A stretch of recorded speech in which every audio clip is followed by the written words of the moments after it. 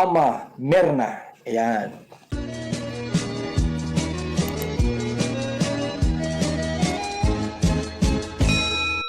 Good morning! Bibigyan ko ng reaction ngayon itong isa sa Kalingap Angel ni Kalingap Rab. Itong isang napakaganda na si Beyonce. Itong si Beyonce ay inirefer ito ni Dr. Love kay Kalingap Rab na kung pwede tulungan din ni Kalingap Rab, at yun nga, tinanggap naman ni Kalingap Rab. Sila ay may kahirapan din sa buhay at naglalabada yung kanyang nanay. Tinutulungan din ni Beyonce ang kanyang nanay sa paglalaba. Alam po ba ninyo na tuwing pupunta ang Kalingap doon sa bahay nila Beyonce ay naaabutan nila si Beyonce na laging naglalaba. Ilang beses nang naabutan niya na puro laba ang ginagawa ni Beyonce. Nagpapatuloy lamang ito na si Beyonce ay marunong maglaba at marunong tumulong sa kanyang mga magulang sa pag-aasikaso sa kanilang bahay. Ayun nga, naturingan nga siya na isa siyang labandera. Bagamat ganoon ang kanyang ginagawa, naglalaba, pero hindi niya ikinakahiya dahil ito nakakatulong sa kanyang mga magulang o sa kanyang nanay sa paglalaba para sila ay magkaroon ng pera para sa kanilang kabuhayan, pang araw-araw na pangangailangan, lalo na pang araw-araw na pangangailangan niya sa eskwela. Hindi mo naman dapat ikahiya yan, yung paglalaba, kasi yan ay isang marangal na trabaho. Dapat nga, di ba, lahat ng babae dapat matuto talaga sa paglalaba. Isa nga ito sa ikinatuwa o ikinabilib ni Kalingap Rab dahil bagamat siya isang dalaga, hindi siya maselan o hindi siya maarte sa buhay. Hindi niya ikinakahiya na siya ay naglalabandera. Kaya nung pumunta sila Kalingap Rab doon, itong nakaraan lang, ayun, naabutan na naman nila. Naglalaba si Beyonce. Naglalaban na naman si Beyonce. Ay, Beyonce. Lalaba ka na naman, ha?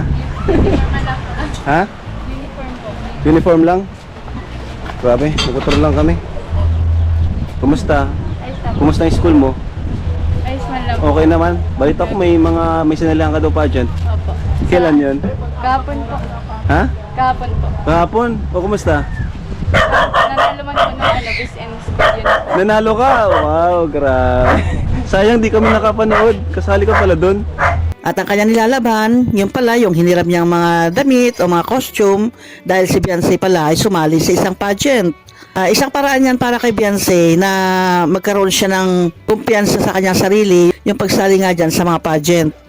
Kasi alam naman natin o mapapanood natin na si Beyonce, di ba, mahihain talaga yan, bihira magsalita, nagtatago nga yan sa camera, isang mahihain na dalaga. Bagamat napakaganda niya pero kulang siya ng believe sa kanya sarili. Kaya yung pamamagitan ng pagsali nga niya sa beauty pageant na yan, may improve ang kanyang pagkatao, mapapalakas yung kanyang self-esteem.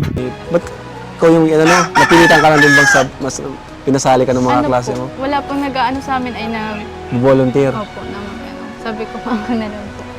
Oh, at least ngayon may pera ka na. Na-experience po. Tapos na-experience mo din. Saka dyan yung confidence mo matadagdagan. Nga po. Ano sa tingin mo yung kinulang sa'yo? Sa confidence po. Confidence. Medyo naiya ka first time, ano? Okay lang yan. Hindi naman inaasahan nila Kalingap Rab na yung pala si Beyonce ay sumasali sa ganyan. Hindi inaasahan kasi, di ba, alam natin nga na nahihiya siya, mahihain siya. Kaya mapapabilib ka talaga rito kay Beyonce. Bagamat wala siyang gamit, yan, nanghihiram siya at pinapahiram naman siya. At nalaman ito ni Kalingap Rab na sana naman daw nagsabi siya na wala pala siyang mga gamit o kailangan niya ng mga gamit. Dapat ito nabanggit niya kay Kalingap Rab para sa ganun matulungan din ni Kalingap Rab. Ano? Puro po hiniraman. Hinaraman lang. Sayang. Pati Hindi po namin yung alam. uniform. Hindi talaga po siya naghingi sa atin ng nag-message na hindi siya nagsasabi sa atin.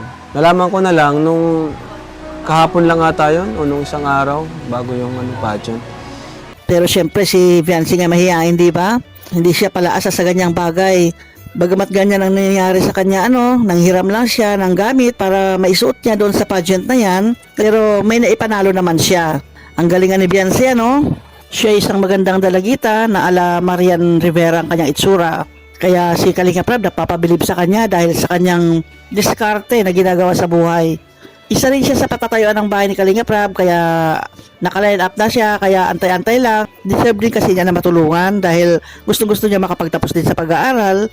Yan nga ang gusto ni Kalingap Rab, na basta ikaw ay desidido o porsigido na magkapagtapos sa pag-aaral, ay tutulungan ka ni Kalingap Rab.